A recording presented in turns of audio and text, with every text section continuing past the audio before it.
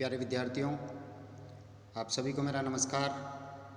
मैं डॉक्टर नेमीचंद कुमावत, सहायक आचार्य हिंदी विषय, राजकीय महाविद्यालय की आपके इस बीए पार्ट सेकेंड विषय हिंदी साहित्य के द्वितीय प्रश्न पत्र की आज की इस ऑनलाइन कक्षा में मैं आप सभी का हार्दिक अभिनंदन और स्वागत करता हूँ।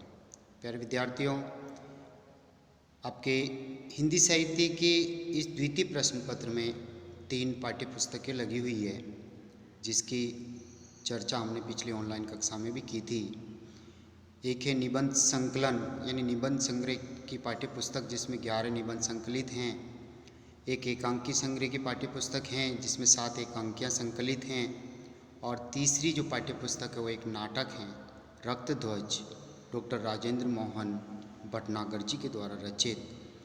और जो पिछली हाल ही की जो ऑनलाइन कक्षा हुई थी, उसमें हमने इस रक्तध्वज नाटक के आरंभ में जो लेखक के द्वारा जो भूमिका लिखी थी, उस भूमिका पर विस्तार से हमने चर्चा की थी।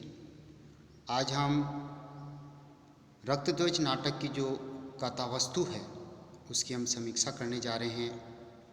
कथा वस्तु किस तरह से निर्मित होती हैं, कितने प्रकार की होती हैं, उस पर भी हम चर्चा करेंगे। तो आइए आज हम आरंभ करने जा रहे हैं आपकी हिंदी साहित्य के इस द्वितीय प्रश्न पत्र में संकलित रक्तध्वज नाटक की कथा वस्तु से। एक बार पुनः आप सभी का स्वागत। किसी कहानी, नाटक, उपन्यास आदि गद्य विधाओं के उस मूल भूभाग को कथा वस्तु कहा जाता है। यानी कहानी की कथा वस्तु होगी, नाटक में कथा वस्तु होती है और उपन्यास में कथा वस्तु होती है। तो उस भूभाग को कथा वस्तु कहते हैं, जिसमें मुख्य कथा वृत्तांत के साथ साथ, यानी एक मुख्य कथा होगी, उसके साथ साथ अन्य संबंधित समस्त घटनाएं सम्मिलित हो जाती है, जिनसे मिलकर गद्य विधा विशेष की, यानी गद्य विधा विशेष का तात्पर्य उसमें कोई कहानी हो सकती है, कोई नाटक हो सकता है, कोई उपन्यास हो सकता है, कोई एकांकी हो सकती है। उस गद्य विधा विशेष विधा की कथा वस्तु या विषय वस्तु उससे निर्मित होती है, जिसे हम कथा वस्तु के नाम से जानते हैं। तो आइए हम आगे बढ़ते हैं। कथा वस्तु के मूलतः विद्वानों ने, समीक्षकों ने 3 प्रकार किए हैं। विद्वानों ने नाटक के संदर्भ में उसकी इतिवृत्त की दृष्टि से कथा वस्तु की 3 भेद किए हैं। नाटक और एकांकी में अंतर है, दोनों ही रंगमंची विधा है, यानी रंगमंच पे इनका प्रस्तुतिकरण होता है। नाटक में पात्रों के माध्यम से अभिनय कला के द्वारा नाटक का प्रस्तुतिकरण रंगमंच पे किया जाता है।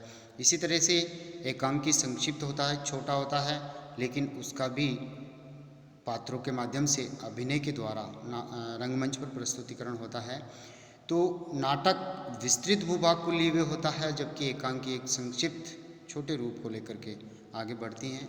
किसी घटना, किसी परिस्थिति विशेष को लेकर के एकांकी रची जाती है, जबकि नाटक में संपूर्ण जनजीवन का चित्रण होता है। उसी तरह से जिस तरह से उपन्यास और कहानी 2 विधाएँ हैं जिनका रंगमंच पर प्रस्तुतिकरण नहीं होता, लेकिन पाठक के मनोरंजन के लिए कहानी और उपन्यास जिस तरह से मुख्य भूमिका निभाते हैं, उसी तरह से नाटक और एकांकी भी। तो आइए हम बढ़ते हैं आगे कि नाटक के संदर्भ में जो इतिवृत्तांत यानी जो कथा वस्तु होती है, उसके 3 भेद विद्वानों ने किए हैं, जिसमें पहला है प्रख्यात कथा वस्तु। प्रख्यात यानी जगत विख्यात, बहुत प्रसिद्ध कथा वस्तु होती है एक तो ये। दूसरा है उत्पाद्य कथा वस्तु, जिसे उत्पन्न किया जाता है। और तीसरी है मिश्रित कथा वस्तु, जिसमें मिला जुला रूप होता है। प्रख्यात कथा वस्तु ऐतिहासिक और प्रसिद्ध घटना पर आधारित होती हैं। प्रख्यात कथा वस्तु भारतीय इतिहास, पुराण। प्यारे विद्यार्थियों, हम चर्चा कर रहे थे नाटक की कथा वस्तु पर, और रक्तध्वज जो नाटक हैं इसकी कथा वस्तु किस प्रकार की हैं, इसे समझने से पूर्व जो विद्वानों ने जो 3 प्रकार की कथा वस्तु बतलाई हैं, प्रख्यात कथा वस्तु, उत्पाद्य कथा वस्तु और मिश्रित कथा वस्तु, जिसमें प्रख्यात कथा वस्तु पर हम चर्चा कर रहे थे, उसी प्रसंग को पुनः जोड़ते हुए, प्रख्यात कथा वस्तु ऐतिहासिक और प्रसिद्ध घटना पर आधारित होती है। यानी प्रख्यात यानी बहुत प्रसिद्ध चर्चित जो कथा वस्तु होती है वह भारतीय इतिहास, पुराण आदि से ग्रहण की जाती है। इतिहास और पुराण से इतिवृत्तांत ग्रहण करते हुए भी नाटककार उस प्रसिद्ध यानी प्रख्यात कथा वस्तु पर अपनी कल्पना की पूंजी भी फेरता है, यानी कुछ कल्पना का सहारा भी वह ले लेता है। परंतु ऐसा करते समय भी नाटककार इस बात का विशेष ध्यान रखता है कि काल्पनिकता के समावेश से मूल इतिवृत्तात्मकता की ऐतिहासिकता या पौराणिकता में किसी प्रकार का कोई विकार उत्पन्न न हो, यानी कोई बदलाव न हो, वह कथा खंडित न हो। यानी मूल जो ऐतिहासिक कथा वस्तु उसकी सुरक्षा होनी चाहिए, भले कल्पना की उड़ान लेखक कर ले। उत्पादित कथा वस्तु काल्पनिक होती है, यानी प्रख्यात कथा वस्तु में इतिहास और पुराणों से प्रसिद्ध कथा को लेकर के लेखक आगे बढ़ता है और हल्की सी अपनी कल्पना का रंग उसमें पोत देता है, तो वह प्रख्यात कथा वस्तु होती है। और दूसरी जो उत्पादित कथा वस्तु है वह प्रसिद्ध नहीं होती, वह चर्चित नहीं होती, बल्कि वह लेखक की काल्पनिक शक्ति की उपज होती है।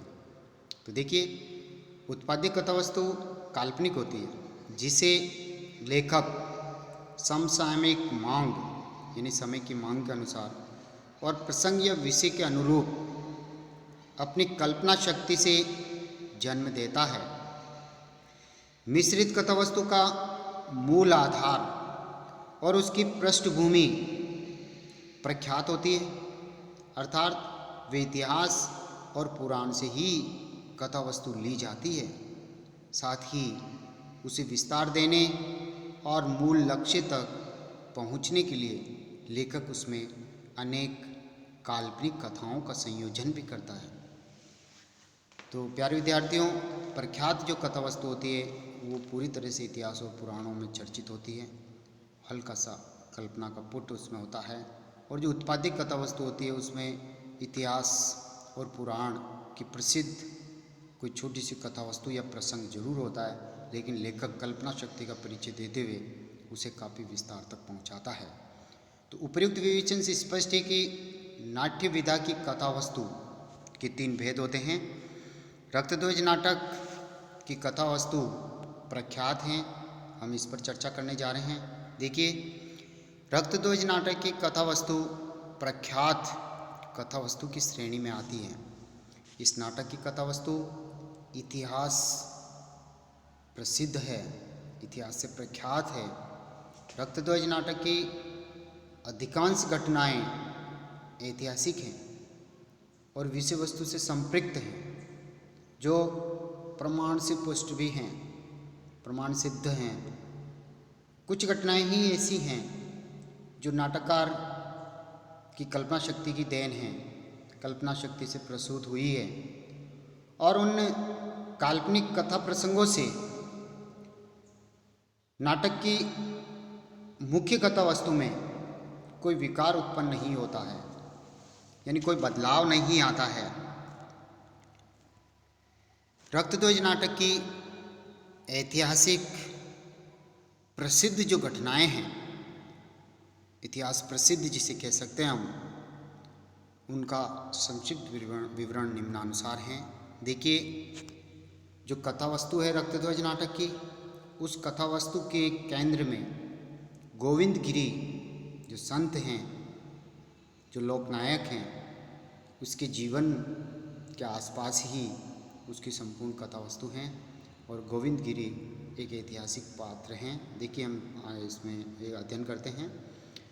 रक्तध्वज नाटक का नायक गोविंद गिरी या गोविंद स्वामी हैं। प्रस्तुत नाटक की मूल कथा वस्तु इतिहास प्रसिद्ध हैं और गोविंद गिरी की जीवन संघर्ष पर पूरी तरह से केंद्रित हैं। जो ये कथा वस्तु इनके जीवन के आसपास ही केंद्रित होकर के आगे बढ़ती हैं।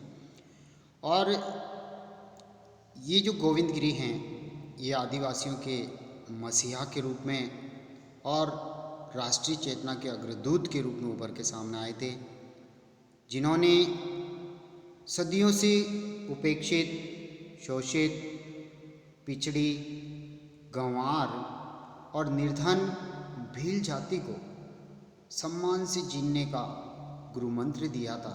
यानी उनके जीवन शैली में सुधार करने का कार्य गोविंद गिरी ने किया। ये एक उनके जीवन के लिए, इस जाति के लिए वो एक लोकनायक, एक लोक सेवक और एक कल्याणकारी संत उभर कर आते हैं। सामाजिक बुराइयों व दुष्प्रवृत्तियों का परित्याग करने की प्रेरणा के साथ ही उन्होंने भील जाति को अहिंसा का पाठ पढ़ाया और सत्ताधारियों के अन्याय, अत्याचार, बेगारी प्रथा, इन सभी से छुटकारा दिलाने हेतु प्रेरित भी किया कि अन्यथा अन्याय और अत्याचार आपको सहन नहीं करने हैं। सत्ताधारियों के खिलाफ अपने न्याय की आप मांग करें।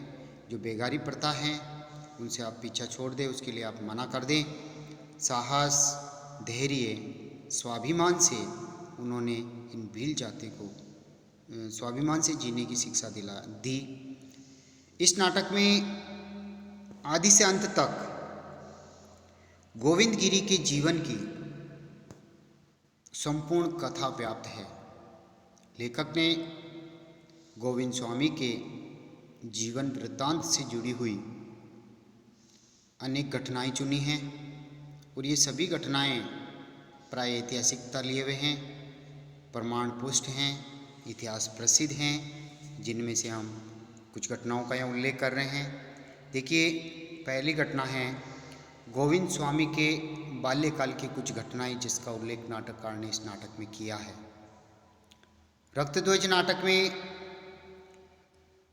लेखक ने गोविंद स्वामी के बाल्यकाल की जिन घटनाओं का उल्लेख किया है उनमें भगत पंथ यानी भक्ति का रास्ता, भगत पंथ से प्राप्त आधारों पर स्वयं स्वामी जी ने अपने शिष्यों से बेगारी प्रथा को बंद करने के लिए अहिंसक उपायों को अपनाने का संदर्भ दिया है। जैसे उन्हीं के शब्दों में, पात्रों के शब्दों में, गोविंद स्वामी यही चाहते हैं कि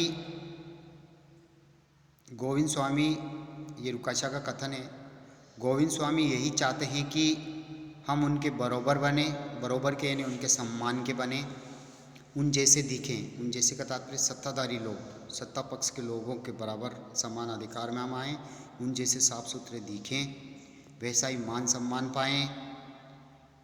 ये लड़ाई किसी बाहर वाले से नहीं बल्कि अपने आप से, खुद से हैं।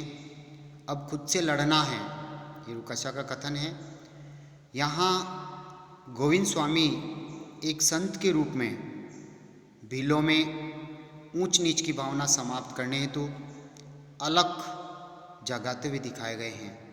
वो जन जागरण के अग्रदूत बनकर के यहाँ आते हैं और भील जनजाति के लिए एक मसीहा बनते हैं और इन अन्याय और अत्याचार जो शासक वर्ग के द्वारा किए जा रहे हैं उनके खिलाफ इनको एकजुट करते हैं, इनको खड़ा करते हैं। इसी तरह लेखक ने स्वामी जी का परिचय एक फक्कड़ साधु और अहिंसक सत्यवादी घुमक्कड़ के रूप में भी कराया है। जैसे यहाँ रुकाशा के कथन में स्वामी जी का परिचय देखिए। स्वामी जी तो हिंसा के एकदम खिलाफ हैं, यानी वे हिंसा चाहते ही नहीं हैं। सत्ताधारी लोग कहते हैं कि वे तो हिंसा करवाते हैं, जबकि रुकाशा जो उनका शिष्य है वो कहता है कि स्वामी जी कभी हिंसा के पक्ष में नहीं हैं, हमेशा खिलाफ हैं। जो करना है वे मानते हैं अहिंसा से करो, यानी गांधी जी के अनुसार जो अहिंसा सिद्धांत जो चला था उन्हीं की अनुपालना ये भी कर रहे थे कि अहिंसा से करना है, कहीं हिंसा नहीं करनी है। और उनका ये भी मानना था कि हिंसा किसी मुश्किल का हल नहीं है। ये रुकाशा के कथन से स्वामी जी का परिचय एक साधु संत के रूप में, एक अहिंसक सत्यवादी और घुमक्कड़ प्रवृत्ति के एक फक्कड़ साधु के रूप में उभर कर आता है। इसी तरह गोविंद स्वामी एक भील बालक थे तो ये बाल्यकाल की जो घटना है उसका उल्लेख भी नाटक में लेखक ने किया है। गोविंद स्वामी एक भील बालक थे और उनके मन में पढ़ने की अभिलाषा थी, पढ़ने की ललक थी, लेकिन उस समय भीलों के लिए पढ़ने का निषेध था और दूर दूर तक पाठशालाएं भी नहीं थी। भ्रमण के कारण उनका कोई ठिकाना नहीं था।